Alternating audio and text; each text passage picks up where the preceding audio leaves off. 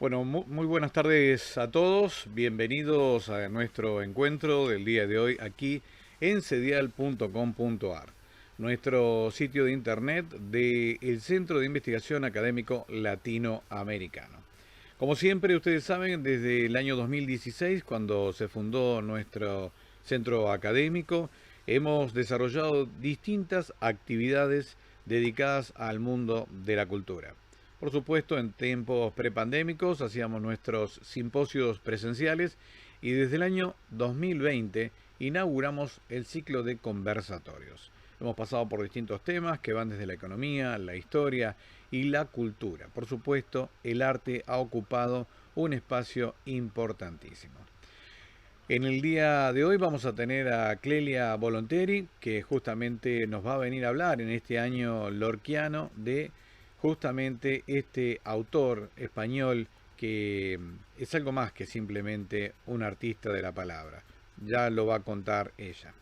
Nosotros queremos contarle a la audiencia, que los que están aquí presentes y a quienes lo van a ver a posteriori en nuestras plataformas, ya sea en Cedial TV, ya sea a través de las plataformas como YouTube, Facebook y nuestro propio sitio de internet, cedial.com.ar. Justamente vamos a invitarlos a que después puedan ver la versión editada de este encuentro. Nosotros tenemos una especie de ceremonia o ritual, podríamos decirlo, más allá de las derivaciones que tenga la palabra ritual, que consiste en leer nuestra acta fundacional. Esto es en realidad nuestra declaración que hicimos el día que decidimos formar este centro, que ya vamos para el quinto año. Así que los invitamos a miembros fundadores y obviamente integrantes de la comisión directiva también. Nos referimos a Karen de Francesco y a Ricardo J. Ferrari para que nos lean el acta fundacional. Adelante ustedes.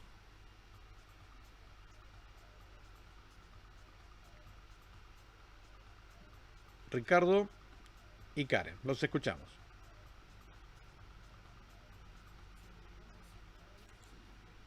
La misión de investigar temas que consideramos fundamentales para el desarrollo de la sociedad en su conjunto. Bajo este núcleo conceptual, buscamos interpretar el comportamiento social y la afectación de las decisiones tomadas por los estados en los diferentes periodos gubernamentales. Reconocemos y entendemos que cada pueblo toma decisiones en forma periódica y con libertad de conciencia, eligiendo a sus representantes en el marco constitucional.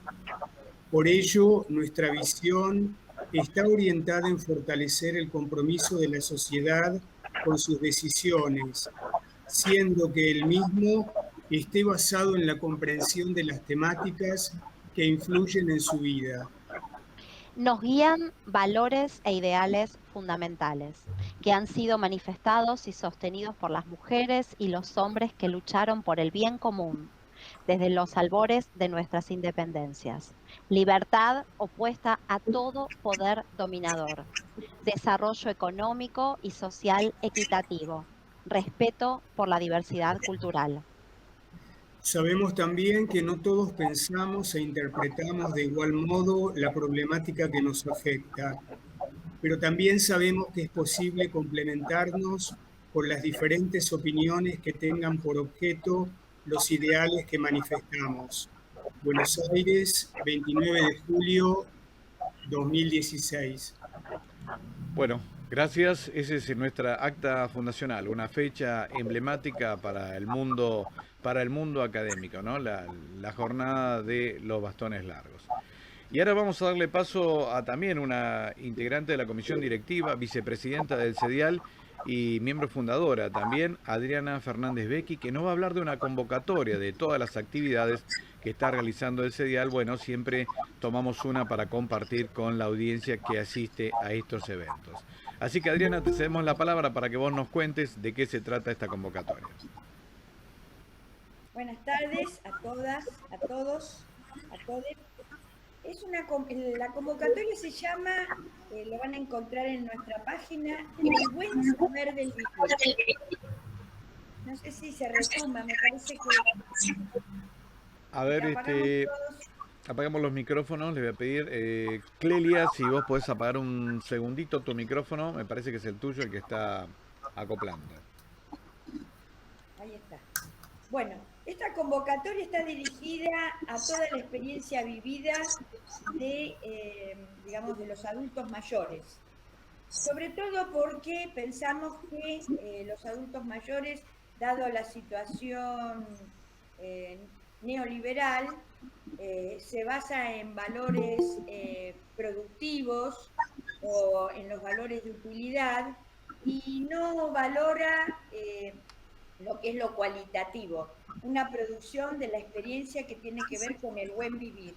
Esta experiencia del buen vivir supone de alguna manera que todos, o convocar a todos para ver de qué forma nosotros, los adultos mayores, podemos ser respetados e incluidos en esta sociedad, dando un vuelco a esta sociedad neoliberal, capitalista y que fija los valores en la utilidad para de alguna manera inaugurar alguna cuestión que tenga que ver con el decir de la experiencia vivida.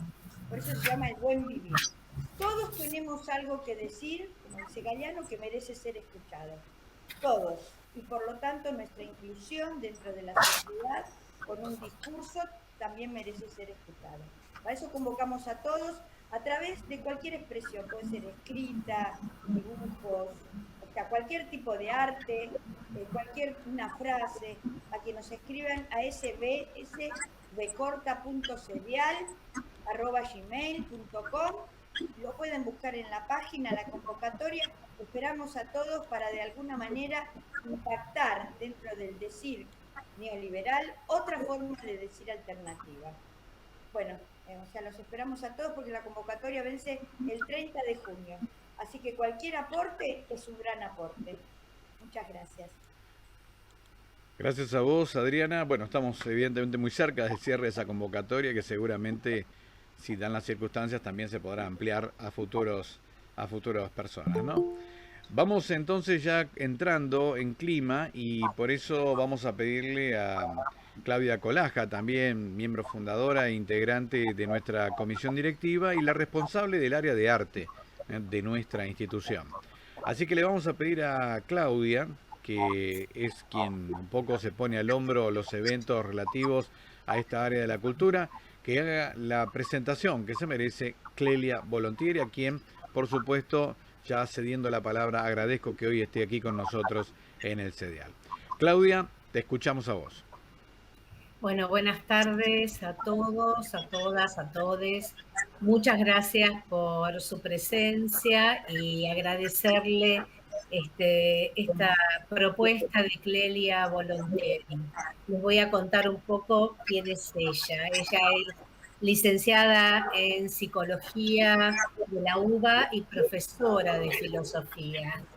Es egresada de la Facultad de Filosofía y Letras de la UBA, justamente. Escritora y directora del grupo músico-teatral Voces Lorquianas, destinado a difundir la vida y la obra de Federico García Lorca y otros poetas con compromiso social. Es investigadora de la figura de García Lorca, miembro de la agrupación Federico García Lorca, que es un movimiento político que marca su terreno de militancia, reivindicando los ideales democráticos y republicanos de los que los españoles trajeron a nuestro país durante el siglo pasado y que hoy en día, por el devenir de la crisis neoliberal, son necesarios para la construcción de nuevas alternativas políticas. Brinda apoyo a la querella argentina por los crímenes del franquismo, que hoy en día lleva adelante la jueza Servini de Cubría. Bueno, con esta pequeña introducción que no abarca todo lo que es Clelia, pero una parte de ella y muy importante, le cedo la palabra y que nos empiece a contar de García Lorca.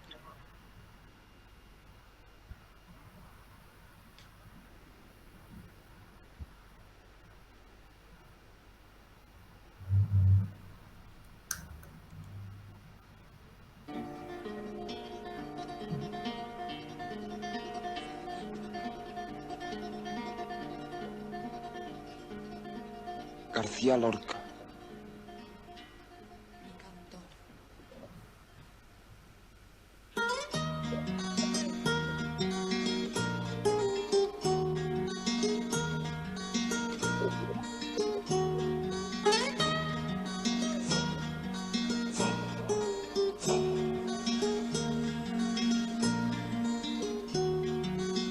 Presiento un amigo que no conocí, porque mi principio fue después del fin, diciendo canciones su cuerpo abracé, leyendo sus versos su grito escuché, él vive aquí y vive en mí.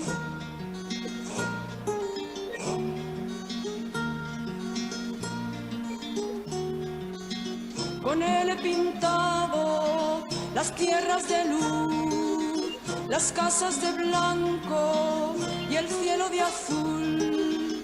Y estando en Granada entre su gente me instalé, Yerma el Camborio, la argentinita Isabel, él vive allí y vive en mí.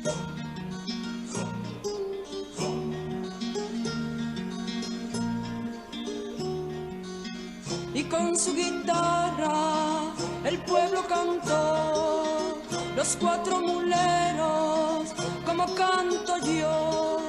Su sangre, su obra, su corta vida recordaré.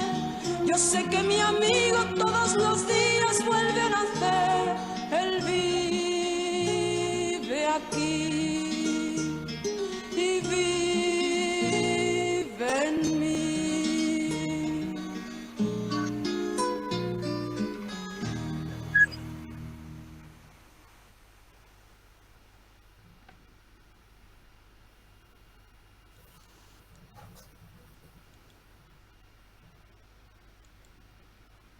Vamos a escuchar a Federico en su conferencia Un poeta en Nueva York, poemario del que hablaremos después. Escuchemos las palabras del poeta cuando se dirigía a su público y que ahora hago mías. Señoras y señores, siempre que hablo ante mucha gente, me parece que me he equivocado de puerta. Unas manos amigas me han empujado y me encuentro aquí. Un poeta que viene a esta sala y quiere hacerse la ilusión de que está en su cuarto y que ustedes, vosotros, sois mis amigos, que no hay poesía escrita sin ojos esclavos del verso oscuro, ni poesía hablada sin orejas dóciles, orejas amigas donde la palabra que emana lleve por ella sangre a los labios o cielo a la frente del que oye. De todos modos, hay que ser claro. Yo no vengo hoy a entretenerlos a ustedes. Ni quiero, ni me importa, ni me da la gana. Más bien he venido a luchar cuerpo a cuerpo con una masa tranquila, porque lo que voy a hacer no es una conferencia, es una lectura de poesía, carne mía, alegría mía y sentimiento mío. Y yo necesito defenderme de este enorme dragón que tengo delante, que me puede comer con sus 300 bostezos de sus 300 cabezas defraudadas. Y esta es la lucha. Porque yo quiero con vehemencia comunicarme con vosotros, ya que he venido, ya que estoy aquí, ya que salgo por un instante de mi largo silencio poético y no quiero darles miel, porque no tengo, sino arena o cicuta o agua salada. Lucha cuerpo a cuerpo en la cual no me importa ser vencido. De la misma manera que dice Federico, yo quiero sentir hoy que estamos con un grupo de amigos que estamos en un café donde no podemos estar y que vamos a hablar de Lorca. Resulta increíble que alguien que vivió solamente 38 años, fue asesinado a 2 meses de cumplir 38 años, haya dejado una vida tan rica y una obra que siempre es inagotable. En mi caso personal vengo estudiando a Lorca desde mi primera adolescencia y nunca termina. Cuando estuve en Madrid en 1996 con la hermana menor de Federico, ya fallecida, Isabel, ella me sugirió, tuvo la generosidad de recibirme en su departamento, imagínense la emoción, ¿no? Y me sugirió, lea todo, lea toda la obra. Y es así, porque están los textos que todos conocemos, el fantástico romancero gitano, las tragedias rurales, Bodas de Sangre, Yerma, La casa de Bernarda Alba, pero después hay una obra riquísima en sus poemas inéditos, que se acaban de publicar, ya no son inéditos, de primera juventud, en la prosa inédita, donde uno puede encontrar cosas tan interesantes como que Federico a los 17, 18 años escribía unos textos que se llaman místicas, que son textos metafísicos, donde se posiciona interpelando a Jehová y asumiendo la defensa de Jesucristo. Es decir, toda una posición extremadamente valiente. Entonces, este muchacho, porque para varios de nosotros, por nuestra edad, es un muchacho, alguien que se fue a los 38 años, este muchacho, en su breve e intensa vida, fue poeta, dramaturgo, actor, director teatral, artista plástico y primordialmente, como él decía, músico. La música fue la primera vocación de Federico, era pianista, era muy buen pianista. A quienes les interese, si no las conocen, pueden encontrar las grabaciones de Lorca tocando al piano, las canciones populares españolas que las recopiló él, las musicalizó él, cantadas por la argentinita, que además providencialmente era una de sus mejores amigas y se llamaba Argentinita porque había nacido en la Argentina. Parece que Lorca tenía su destino bastante marcado por nuestro país, porque en España no lo quisieron tanto, aún no lo quieren tanto.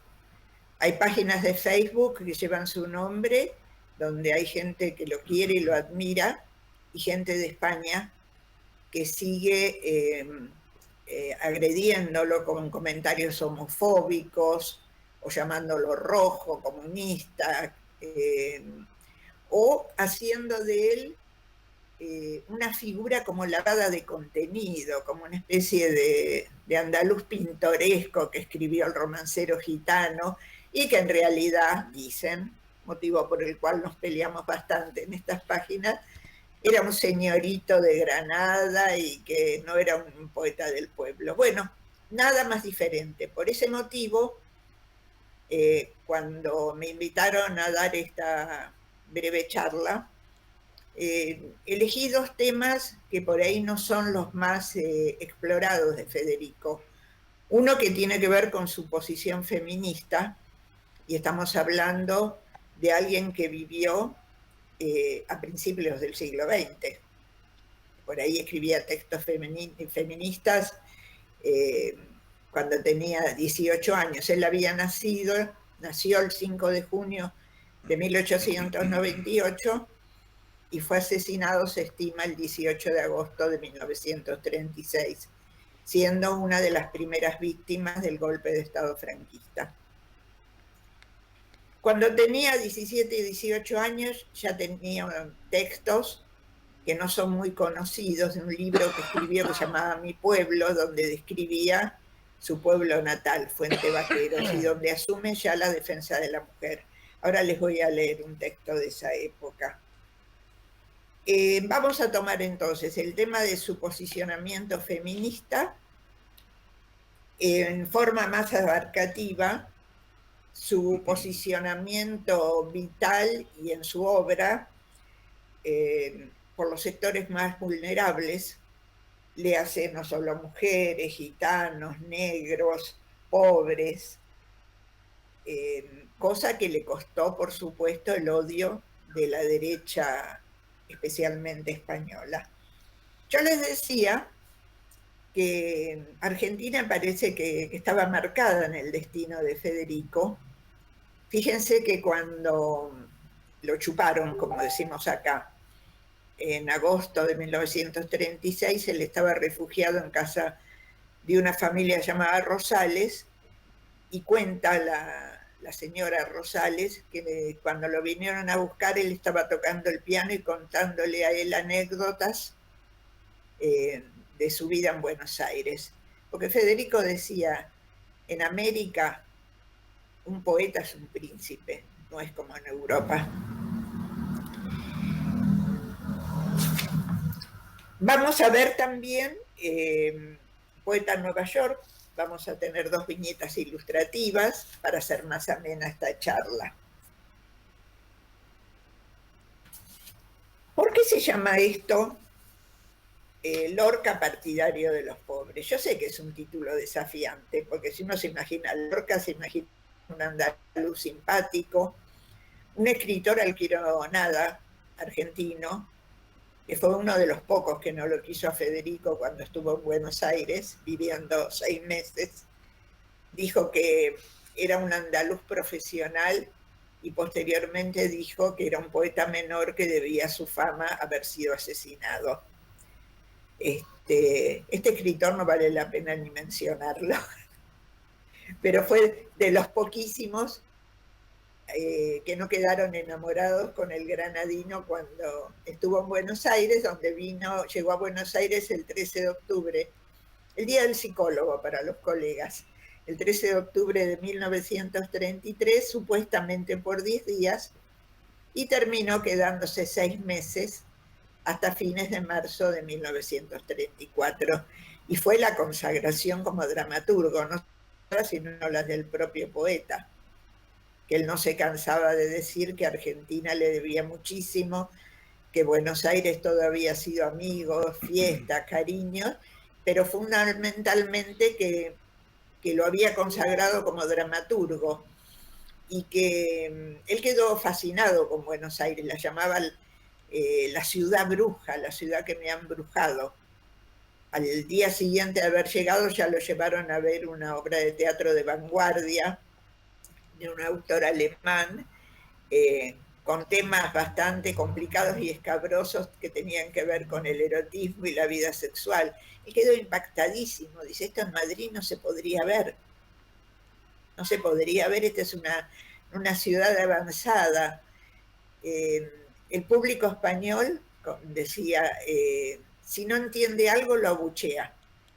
Por ejemplo, cuando estrenó Yerma, se armó una verdadera batalla campal en Madrid. Hasta le hicieron denuncias penales para que se prohibiera. Y combatieron tanto la obra que tuvieron que poner en el programa finalmente que esa obra era apta para que la vieran las señoritas. Imagínense. Entonces, bueno, Buenos Aires tiene entre sus orgullos haberlo albergado, reconocido, y dándole grandes oportunidades, no solo con sus obras, sino con sus conferencias, una de las cuales es el texto con el que yo empecé, ¿no? De Poeta en Nueva York.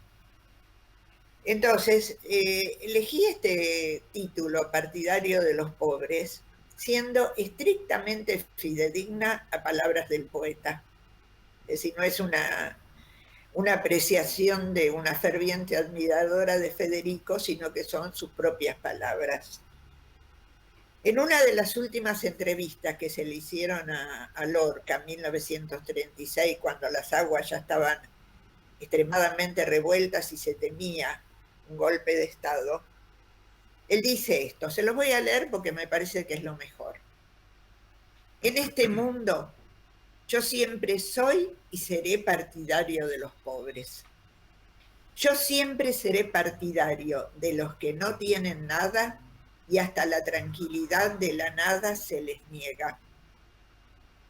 Nosotros, me refiero a los hombres de significación intelectual y educados en el ambiente medio de las clases que podemos llamar acomodadas, estamos llamados al sacrificio. Aceptémoslo. En el mundo ya no luchan fuerzas humanas, sino telúricas. A mí me ponen en una balanza el resultado de esta lucha. Aquí tu dolor y tu sacrificio, y aquí la justicia para todos, aún con la angustia del tránsito hacia un futuro que se presiente pero que se desconoce, y descargo el puño con toda mi fuerza en este último platillo. Tiempo después, en otra entrevista, habla del hambre y dice, estas son declaraciones públicas que, como ustedes se pueden imaginar, le valieron y le siguen valiendo el odio de la derecha española. Dice, el mundo está detenido ante el hambre que asola a los pueblos. Mientras haya desequilibrio económico, el mundo no piensa. El día que el hambre desaparezca, va a producirse en el mundo la explosión espiritual más grande que jamás conoció la humanidad. Nunca jamás se podrán figurar los hombres la alegría que estallará el día de la gran revolución. ¿Verdad que te estoy hablando como un socialista puro? Termina diciendo en esa entrevista el 7 de abril de 1936, piensen ustedes que el 18 de julio, el día de San Federico justamente, se produce el golpe de Estado franquista. Pero vamos a las mujeres, tema en el que estamos todos muy interesados, todes muy interesados. Hay un libro delicioso que para los que les guste la figura de este poeta les recomiendo, que se llama Federico y su mundo, que lo escribió su hermano menor, Francisco. Y él cuenta que Federico desde niño, ya desde niño, tenía una sensibilidad poco común en un chico, y en un chico además de una clase acomodada, hacia la pobreza, hacia la miseria. Era frecuente que él fuera a su habitación, buscara ropa y se la regalara a algún chico pobre que andaba por ahí. Cuando hace una función de títeres para el cumpleaños de Isabelita, de su hermana menor, que debe haber sido un lujo, estaba Manuel de Falla y él, Manuel de Falla poniendo la música, hizo la función de títeres y exigió a su familia que invitaran a los niños pobres del pueblo. Como otras figuras, pensemos en Ernesto Guevara, por ejemplo. Ernesto Guevara no venía de una familia pobre. Su situación de nacimiento dentro de siendo hijo de una persona de campo que tenía dinero, su padre Federico García Rodríguez. Sin embargo, él elige siempre estar al lado de los más vulnerables. En ese libro de Francisco García Lorca, que él cuenta todo esto justamente, Francisco nos comparte un texto que Federico escribió a los 17 años, piensen ustedes, ¿no? 17 años. En este libro, que después no se publicó, que se llama Mi Pueblo.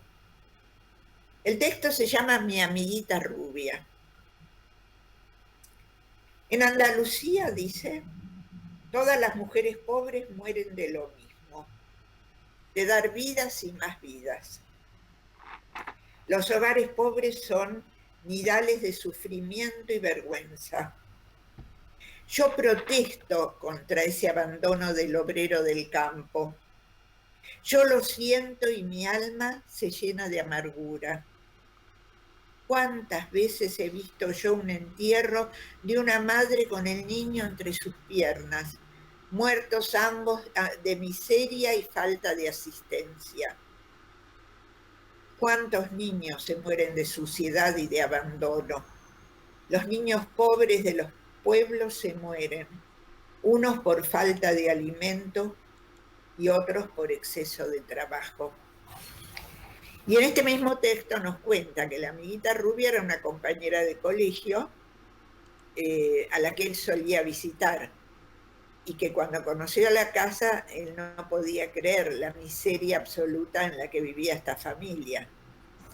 Y describe la figura de la madre. Dice, la madre tenía 30 años, parecía 50. Esa santa de la vida, la llama, se limpiaba las manos para saludarme, se limpiaba la boca para besarme y yo sentía una profunda vergüenza. Había días que me pedían que no fuera de visita porque ese día lavaban la ropa, porque tenían un solo vestuario cada uno. Y mi amiguita rubia tenía las manos lastimadas de lavar la ropa de sus hermanos en el arroyo. Y acá profundiza el tema del destino de la mujer pobre en España, seguramente no solo en España. Esa mujer, la madre, estaba condenada a tener un hijo cada año, de los cuales se morían muchos, hasta que su propio organismo claudicaba y moría la madre, como describe acá, con el niño entre las piernas. Y termina el texto diciendo, hace poco me encontré con mi amiguita rubia. Ay, mi amiguita rubia, te vi igual a como estabas tu mamá, tu madre, con un niño de la mano y otro mamando de tu pecho, y me imaginé que ibas a tener el mismo destino que todas las mujeres pobres de Andalucía. Yo traigo este texto porque habla de una sensibilidad infrecuente en un niño rico de 17 años. Él se describe a sí mismo diciendo, yo era un niño rico, era un mandón, era el primogénito, y de chiquito, por ejemplo, lo llevaban a misa, entonces cuando llegaba a su casa obligaba a todos a que asistan a la misa y él hacía de cura, eso lo apasionaba. Hasta que llegó un grupo de titiriteros al pueblo. Y ahí cuenta una de las criadas, se vio loco, absolutamente loco, llegó a la casa, no quiso comer, no podía dormir y exigió a la familia y consiguió que le compren un retablillo. Y esta cuestión de los títeres no la abandonó nunca. Se despidió de Buenos Aires con una función de títeres manejados por él, en una función solo para gente del teatro, y en una de sus declaraciones dice que él quiere envejecer, tener el pelo blanco como Walt Whitman, al que admiraba, y hacer títeres por los pueblos y por llegar a los lugares donde no llega jamás el teatro ni los títeres. Bueno, eso es muy triste, pensar que nunca tuvo el pelo blanco, ¿no? Porque murió en plena juventud, lo mataron. El tema de la posición feminista y atravesado también por el tema de la sensibilidad hacia las voces del pueblo, aparecen en sus obras más conocidas, en Doña Rosita la Soltera, en Bodas de Sangre, en Yerma, en Las Casas de Bernarda Alba. En cada una de estas obras él trabaja en los mandatos sociales sobre la mujer. En el caso de Doña Rosita, el mandato es el casamiento, el matrimonio es el único proyecto posible, y Rosita queda solterona, esperando un novio que viene a Argentina, pone la Argentina en esta obra, porque la escribió después del viaje. El novio de Rosita se viene a Tucumán y en realidad se casa con una tucumana adinerada, pero nunca se lo dice a Rosita. Le manda cartas y Rosita queda esperándolo 30 años y se va marchitando como una flor, como una rosa que se marchita, ¿no? Porque hay toda una metáfora muy poética en el texto de Doña Rosita la Soltera, donde la rosa amanece, como llega en el amanecer, llega a la plenitud al mediodía, es roja, intensa, bellísima, y poco a poco se va marchitando hasta que al filo de la noche se empieza a deshojar. ¿Qué dice el de Doña Rosita? Hablando de su propia obra. Dice: Doña Rosita es la vida mansa por fuera y requemada por dentro de una doncella granadina, que poco a poco se va convirtiendo en esa cosa grotesca y conmovedora que es una solterona en España. Es el drama profundo de la solterona andaluza y española en general. España es el país de las solteras decentes, de las mujeres puras, sacrificadas por el ambiente social que las envuelve. He querido que la más pura línea conduzca mi comedia desde el principio hasta el fin. Comedia, he dicho. Mejor sería decir el drama de la cursilería española, de la mojigatería española, del ansia de gozar que las mujeres han de reprimir por fuerza en lo más hondo de su entraña enfebrecida. En esta obra, como en otras, yo lamento que el tiempo no nos dé como para profundizar cada cosa, aparecen personajes que en principio uno podría pensar son secundarios, pero en realidad son definitorios, que son las criadas, las mujeres de pueblo.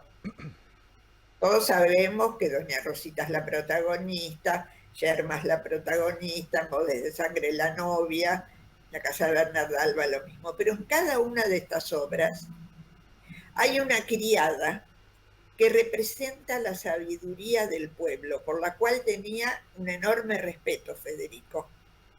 Él tiene una conferencia acerca de las nanas, de las canciones de cuna que se le hacen a los niños chiquitos, ¿no? Una conferencia hermosísima que llaman Las Nanas, justamente, donde él trabaja este tema de cómo los chicos ricos de España en realidad son educados por sus nodrizas, por las criadas, por las que les cantan las nanas, y de esa manera le va transmitiendo el saber popular a estos niños, que seguramente es lo que le pasó a él y a su familia, porque en la familia García Lorca las criadas eran fundamentales. Por ejemplo, había una criada que le decían la Colorina, con la cual Federico se llevaba muy bien y la observaba mucho, porque él observaba todo. Cada una de sus obras son cosas que vio y resignificó después a través de su poética. La Colorina era una mujer muy exaltada, muy extrovertida, que tenía un marido al que lo tenía pa'l sopapo. Bueno, la Colorina es la zapatera prodigiosa. Si conocen la zapatera prodigiosa, es una chica de 18 años, zafada, violenta, alegre, es una farsa violenta la zapatera, que le dice al marido, te voy a torturar como en la Inquisición, y le hace la vida imposible. Eso era lo que hacía la Colorina con su marido.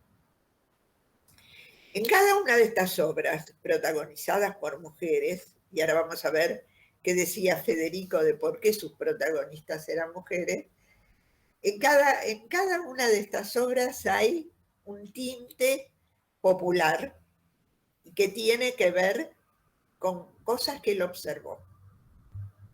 Bodas de Sangre, esto es una anécdota que quizás ustedes conocen, fue un hecho que ocurrió verdaderamente en Níjar, en Andalucía. Un día Federico estaba leyendo un diario y ve una noticia policial de algo que había sido muy inusual y muy llamativo. Se había casado una pareja y la misma noche en la fiesta la novia se escapa con un antiguo novio. Los persiguen y terminan, en la vida real terminaron a los tiros. Federico recorta este artículo y dice, lo voy a guardar, algún día me va a servir. Y 3 años después, creo, se sienta y en, qué sé yo, menos de un mes escribe Bodas de Sangre mientras escucha Bach, Juan Sebastián Bach. Escuchaba una y otra vez lo mismo e iba escribiendo Bodas de Sangre. Y cambia de una manera más dramática, más poética. Por ejemplo, cambia y no se matan a balazos, sino que sacan las navajas.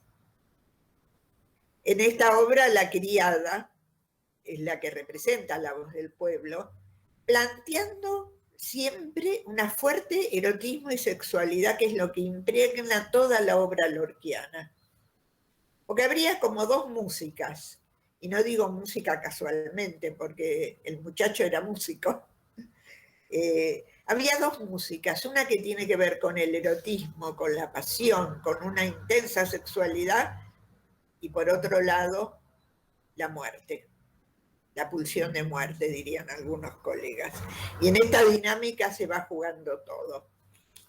Y las protagonistas de sus obras generalmente tienen un desenlace tremendo.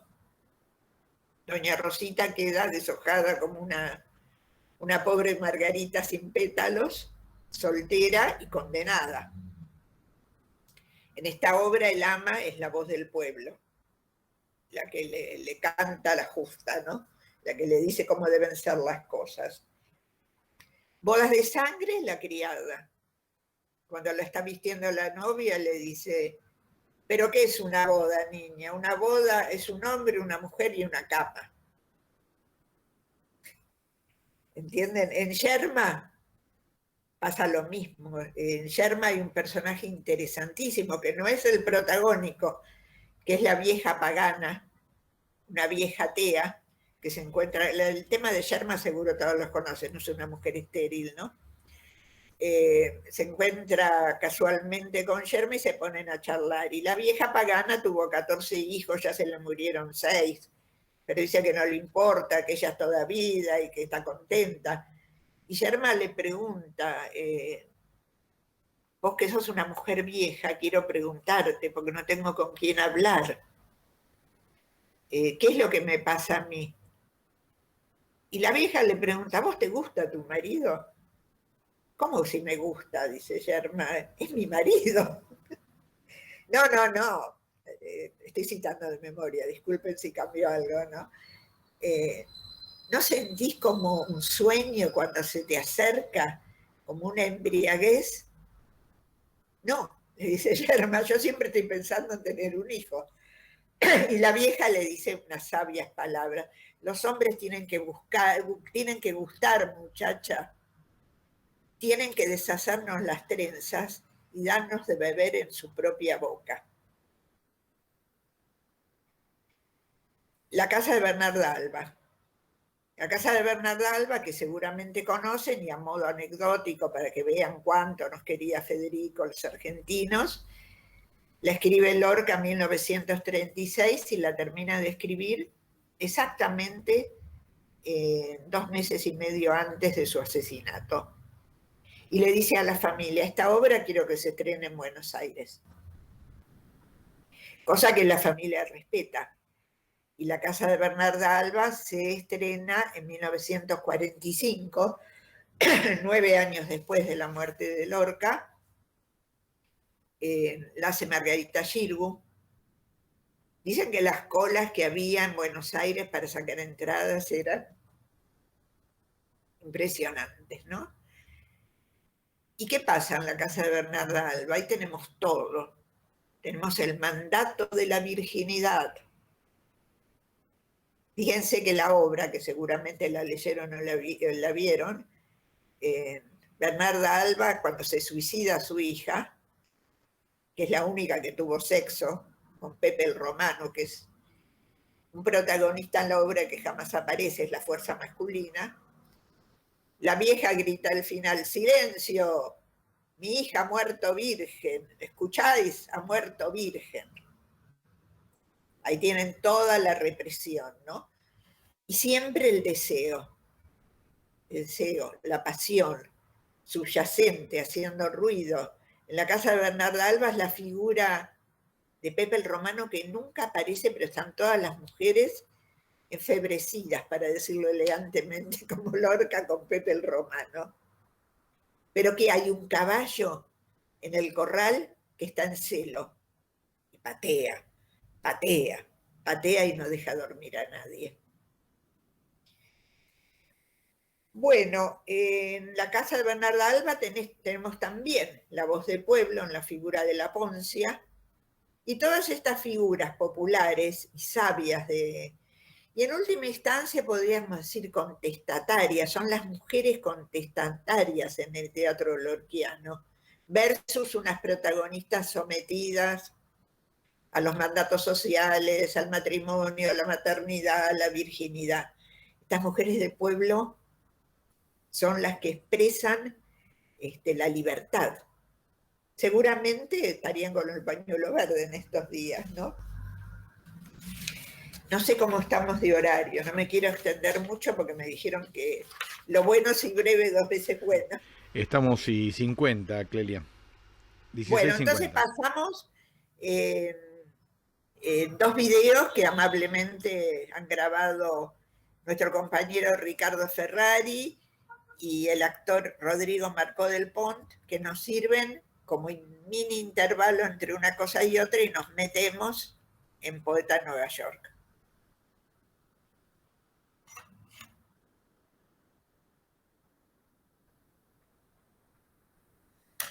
Y sin embargo, lo verdaderamente salvaje y frenético de Nueva York no es Harlem.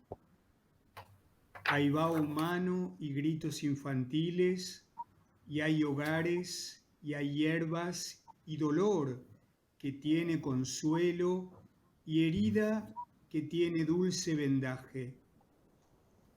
Lo impresionante por frío y por cruel es Wall Street. Llega el oro en ríos de todas las partes de la tierra y la muerte llega con él. En ningún sitio del mundo se siente como allí la ausencia total del espíritu.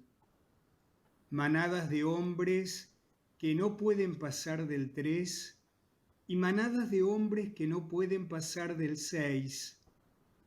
Desprecio de la ciencia pura y valor demoníaco del presente.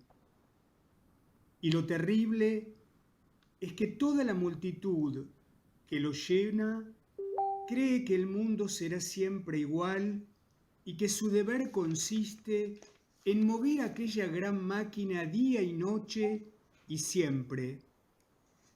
Resultado perfecto de una moral protestante que a mí, como español típico, a Dios gracias, me crispaba los nervios.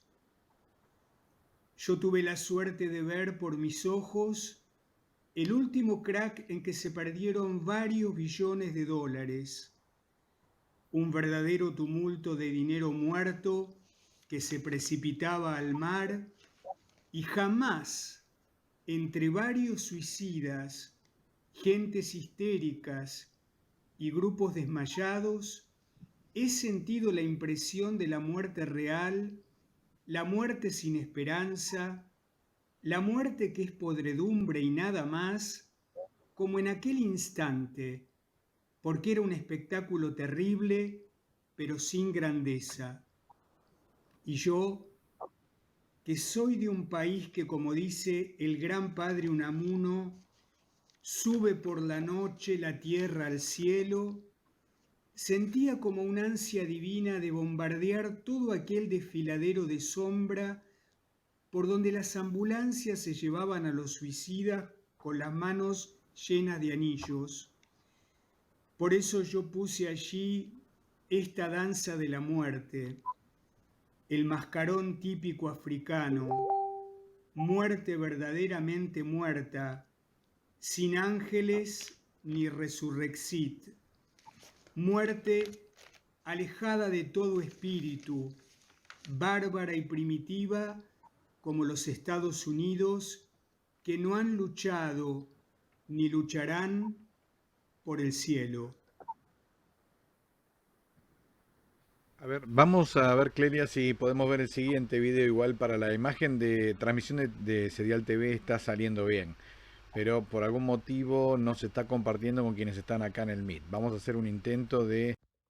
Todos los días se matan en Nueva York 4 millones de patos, 5 millones de cerdos, 2.000 palomas para el gusto de los agonizantes, 1 millón de vacas, 1 millón de corderos y 2 millones de gallos que dejan los cielos hechos añicos. Los patos y las palomas ponen sus gotas de sangre debajo de las multiplicaciones y los terribles alaridos de las vacas estrujadas llenan de dolor el valle donde el Hudson se emborracha con aceite. Yo denuncio a toda la gente que ignora la otra mitad, la mitad irredimible, que levanta sus montes de cemento, donde laten los corazones de los animalitos que se olvidan y donde caeremos todos en la última fiesta de los taladros. No es el infierno, es la calle, no es la muerte, es la tienda de frutas. Hay un mundo de ríos quebrados y distancias inacibles en la patita de ese gato quebrada por el automóvil, y yo oigo el canto de la lombriz en el corazón de muchas niñas. Óxido, fermento, tierra estremecida, tierra tú mismo que nadas por los números de la oficina. ¿Qué voy a hacer? ¿Ordenar los paisajes? ¿Ordenar los amores que luego son fotografías, que luego son pedazos de madera y bocanadas de sangre? No, no, no, no. Yo denuncio la conjura de estas desiertas oficinas que no radian las agonías, que borran los programas de la selva, y me ofrezco a ser comido por las vacas estrujadas cuando sus gritos llenan el valle donde el Hudson se emborracha con aceite.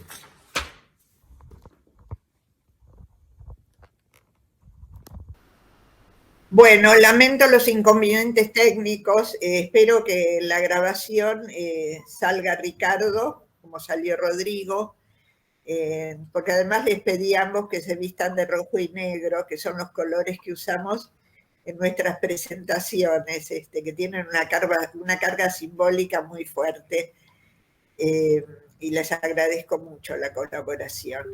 Bueno, este poemario, Poeta en Nueva York, según mi parecer, que por supuesto está teñido de subjetividad, es la mejor poesía de Lorca, y quizás no tan conocida como cosas mucho más populares, como El romancero gitano, que es excelente, pero es otro estilo. Poeta en Nueva York, quien no lo leyó, lo invito a leer, tiene dos temas interesantes. Uno sería el estético, que es el viraje que hace Lorca hacia el surrealismo, decididamente hacia la vanguardia poética, y quizás fundamentalmente para nosotros en este espacio que nos convoca hoy, es una denuncia antiimperialista increíble. Además, el destino quiso que Lorca fuera a parar a Nueva York en 1929-1930. El famoso crack de Wall Street, ustedes recuerdan. Entonces, estuvo viviendo ahí unos meses, refugiándose en Harlem, frecuentando la gente que no es la más estimada en Estados Unidos. En estos textos, sobre todo lo que dice en la conferencia que leyó Ricardo, un pequeño fragmento, él habla, ¿no?, de que ahí está la vida, ahí está la sensibilidad en los negros, en los pobres. Tiene narraciones acerca de lo que sintió al ir a un parque de diversiones multitudinarios y la alienación de la gente con los dulces, las golosinas, los juegos, cosa que a él se le hacía insoportable. Esto lo enriqueció mucho, insisto en que es una poesía excelente. Estaba en un cuasi aislamiento, porque les cuento una anécdota, Lorca nunca habló otra cosa que el castellano. Así que para comunicarse, cuando estaba viviendo en recintos universitarios, lo hacía a través de la música. Se sentaba al piano y dialogaba con la gente a través de la música. Es una producción extremadamente interesante e, insisto, en una denuncia antiimperialista ya en los años 30, donde hay cosas premonitorias de lo que va a significar el crecimiento de este tipo de sociedad, de este tipo de cultura salvajemente capitalista, diríamos ahora.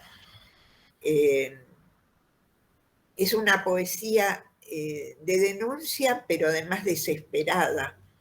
Va acompañando de dibujos de Federico. Él dibujaba muchísimo, dibujaba en las servilletas, en los libros, le regalaba dibujos a sus amigos. Hizo una exposición de cuadros en Barcelona, alentado por el que entonces era su amigo Dalí, después dejó de serlo. Y los dibujos de Poeta en Nueva York tienen un profundo viraje. Son dibujos descarnados, duros. El poeta aparece simbolizando en pequeñas figuras con las manos defendiéndose del horror de los rascacielos.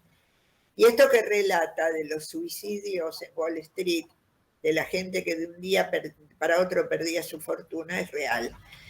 De ahí él parte hacia Cuba. Escribe El son de negros en Cuba, donde se ilusiona con llegar a Santiago de Cuba.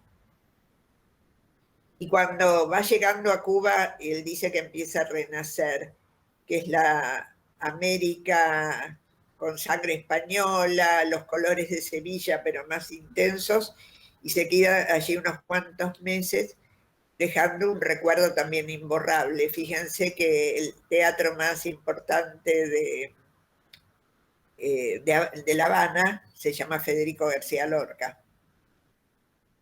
Estos viajes lo enriquecieron, con Cuba quedó fascinado, le escribe a sus padres esta frase que les decía: en América un poeta es más que un príncipe. Y escribe: si me pierdo, que me busquen en Granada o que me busquen en Cuba. En Poeta en Nueva York tiene, a modo de anécdota interesante, poemas premonitorios donde preanuncian su asesinato y la desaparición de sus restos. ¿Por qué nos interesa tanto Federico? Porque es un individuo que apasiona. O se lo ama intensamente o se lo odia fervorosamente, como suele ocurrir con los genios y con la gente que se juega. En mi caso y en este grupo que estoy de Voces Lorquianas de Buenos Aires, que hizo su primera función el 18 de agosto del 2018, que es el día en que se recuerda el asesinato de Lorca, y que posteriormente otros grupos culturales han tomado emblemáticamente para nombrarlo el Día de la Insurgencia Cultural. A modo de ejemplo, el año pasado, en 60 países, el 18 de agosto se estaban haciendo en distintos homenajes y cuestiones de protesta, todos con la figura de Lorca. Seguimos haciéndolo cada vez. Con Voces Lorquianas seguimos ahora en forma virtual haciendo periódicamente performances musicoteatrales, no solo con Federico, sino que hicimos con Raúl González Tuñón, con Luis Alberto Quesada, recientemente una con Alfonsina Storni, donde lo enfocamos desde la lucha feminista de Alfonsina. Le hemos hecho homenajes a Rodolfo Walsh, y es nuestra intención tomar la vida y la obra, especialmente de aquellos poetas o intelectuales que han tenido un compromiso social. Entendemos este trabajo como una forma de militancia, y esta frase está tomada de Alfredo Alcón. Alfredo Alcón decía siempre que para él recitar a Lorca era una forma de militancia. Me parece que ya estamos en horario, y aunque queda muchísimo por decir, muchísimo, creo que es una aproximación sincera y respetuosa de la figura del gran Federico. Así que abrimos a las preguntas, ¿eh? Bueno, Clelia, vamos a habilitar a Mónica Vallejos. Mónica, ¿estás por allí? Compilando algunas preguntas que pudieran haber en el chat. Reiteramos a todos que en el chat es donde tendrían que hacer las preguntas y Mónica Vallejos va a seleccionarlas para transmitírselas a Clelia. Bueno, en realidad hay más, por ahora no hay preguntas, pero sí, bueno, muchos muy buenos deseos y felicitaciones a Clelia. Tenemos un participante que es de Paraguay, Claudio Osorio, que está, bueno, acá está diciendo excelente presentación, gracias Clelia, dice, y a todo el equipo que preparó este encuentro. Marisa de Mendoza saluda y felicita a Clelia por esta presentación. Bueno, Ana Clara dice bellas lecturas, Silvia Quevedo también, muy buena la selección, que invita a revisitar, dice, todas las obras de Lorca. También Marco del Pont dice un placer también escuchar a Clelia. Y acá, a ver, excelente conversación, lectura, selección, textos. Dice, claro que la militancia es poesía, dice. Y bueno, yo te voy a hacer una pregunta, Clelia. En esto, este personaje, ¿no? Que tiene, parece que estuviéramos una persona que vivió, hablando de una persona que vivió hasta ayer, ¿no? Porque tiene una vigencia toda su lucha, su protesta, digamos, tiene mucha vigencia. ¿Vos creés que en el próximo tiempo, digamos, se va a revisar más, se va a mostrar más la obra de García Lorca a las nuevas generaciones, que puede ser una bandera, digamos, de lucha hacia el futuro? Sin duda. Yo haría como una apertura entre lo que puede ocurrir en Argentina o en España. En España estuvo prohibido durante décadas. No solo lo mataron a su cuñado, que era el alcalde socialista de Granada, en la misma semana. A la zapatera que lo inspiró para la zapatera prodigiosa, que era una vecina que remendaba zapatos, la fusilaron con un mes de diferencia con Lorca, era una joven anarquista, seguramente con sangre feminista, ¿no? Porque remendar zapatos en esa época una mujer no era común. El franquismo tuvo un concienzudo exterminio, de todo lo que tenía que ver con la Segunda República Española. Hay detenidos, desaparecidos, las cunetas de España están llenas de cadáveres que no se han podido sacar. La única querella, por lo menos que yo sepa hasta el momento, la hace Argentina, donde dentro de la querella argentina por los crímenes del franquismo está incluida la figura de Lorca. Porque Lorca fue un detenido, desaparecido, asesinado sin juicio y los restos nunca se encontraron. Es decir, es uno de los nuestros. Otra pregunta que me hacen acá. Sí. Todavía no terminé. Adelante. Claro, entonces en España es como que lo están descubriendo todavía.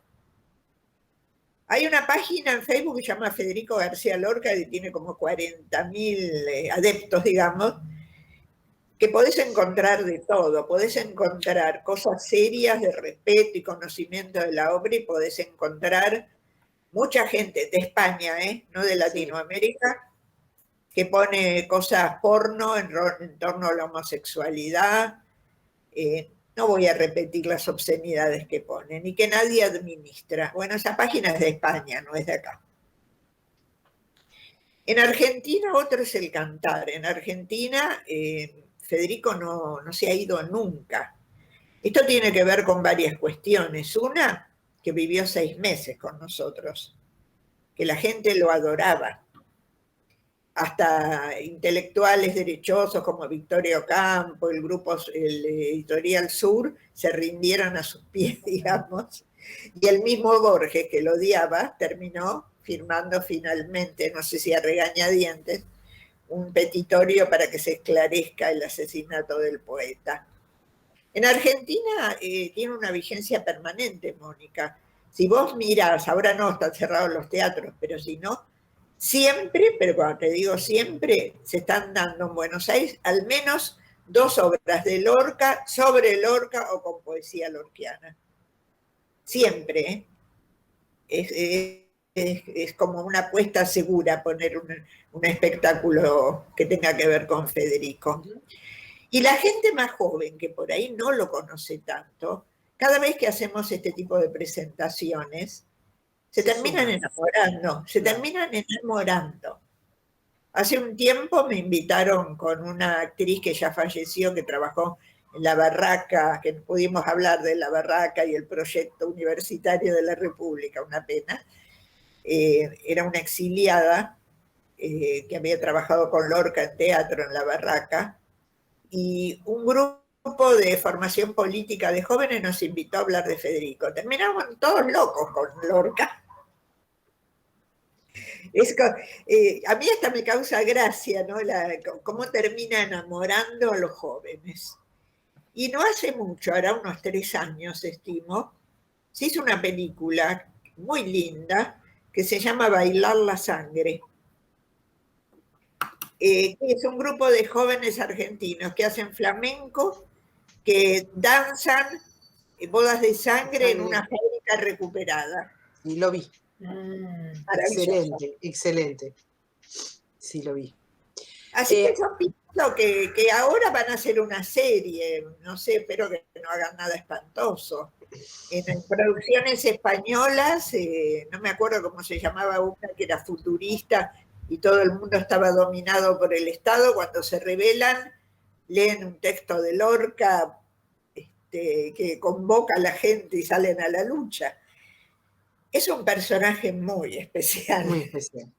Bueno, acá abundando sobre esto, pregunta Adriana, ¿cómo se podría definir la militancia y el arte desde Lorca en estos tiempos neoliberales? O sea, ¿cómo se comprende la militancia desde el arte? Mira, el arte moviliza y convoca. No todo pasa por la explicación intelectual o la bajada de línea desde lo político.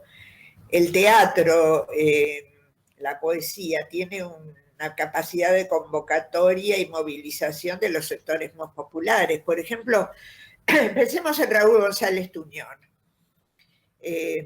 poeta argentino, comunista, seguramente lo ubican. Él escribió un poema que se llama La Libertaria, que habla de una joven asturiana que la sublevación de los mineros de Asturias la mata la policía. Y cuando se hizo el Congreso de Escritores Antifascistas en 1937 en España, un grupo de jóvenes va a decir el poema, y alguien pregunta, ¿y quién es el autor? Y dicen, no, es de autor anónimo. Y ahí estaba Tuñón, ¿no? Que dice que se sintió honrado a los 30 y pico de años de ser ya un autor anónimo y pidió que nadie dijera que el poema era de él. A Miguel Hernández, que lo encarcelaron y murió, poeta republicano, lo encarcelaron y murió tuberculoso sin atención médica a los 31 años, cuando lo apresaron y lo torturaban, decían que era más peligroso con sus poemas que lo que hubiese sido con sus fusiles. Claro.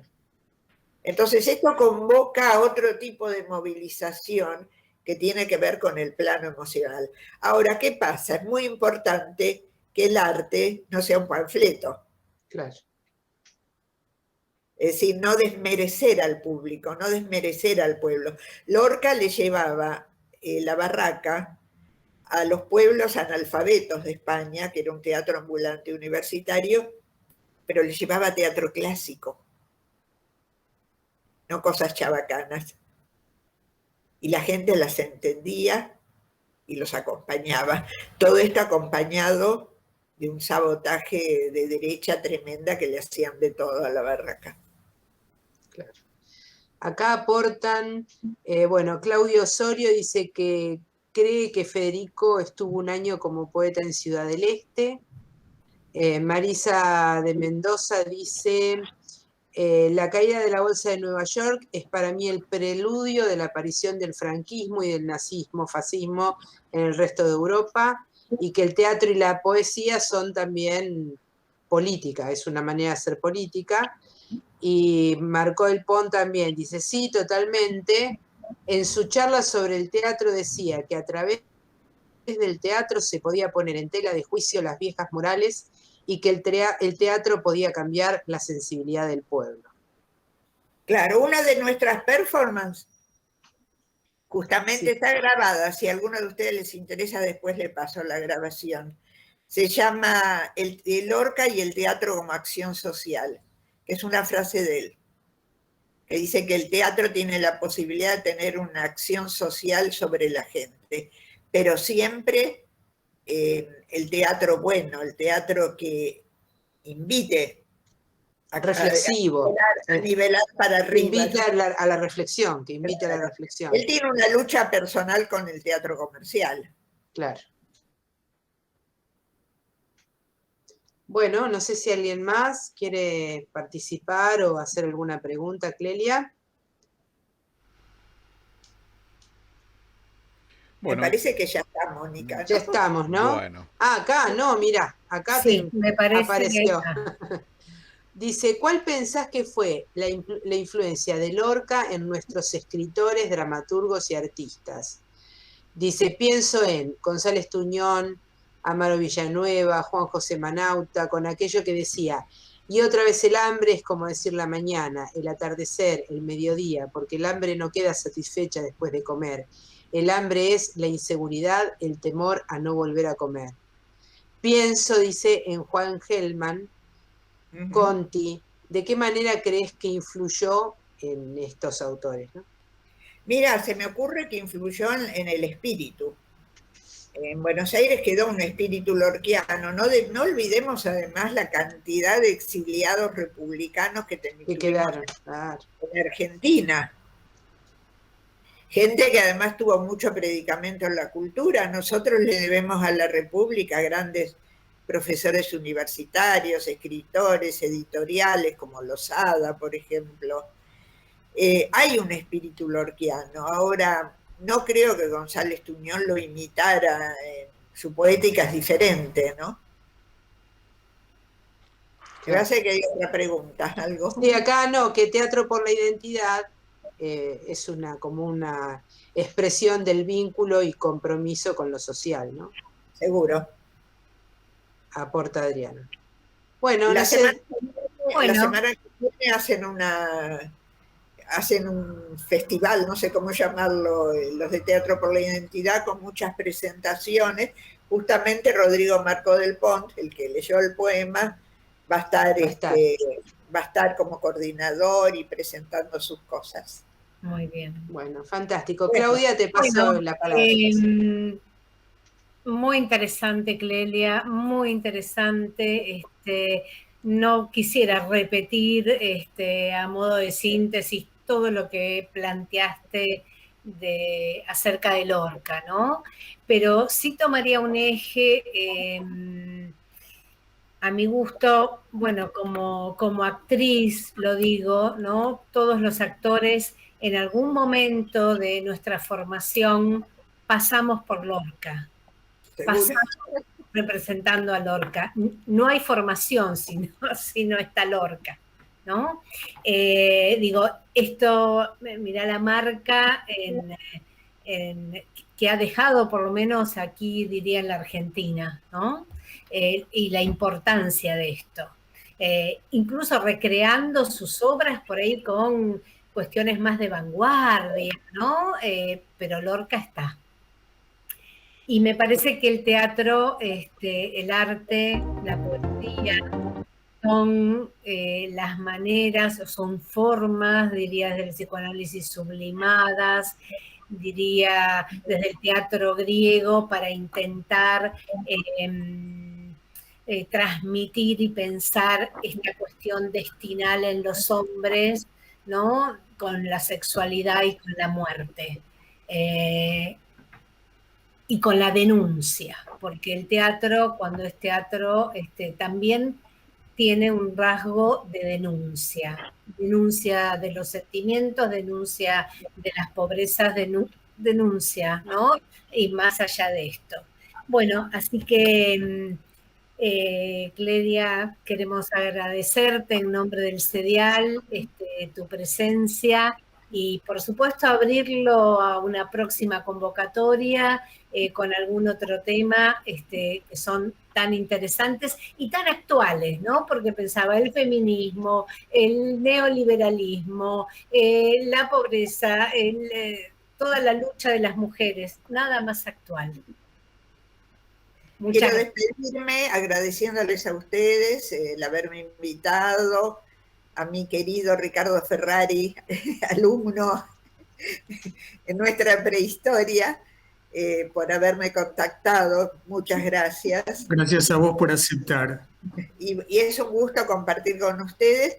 Y quiero terminar como acostumbramos terminar siempre nosotros, que es el nombre de un ciclo que hacemos todos los meses de agosto, todos los años, con la agrupación García Lorca. Lorca vive. Gracias. Bueno, gracias. Muchas gracias.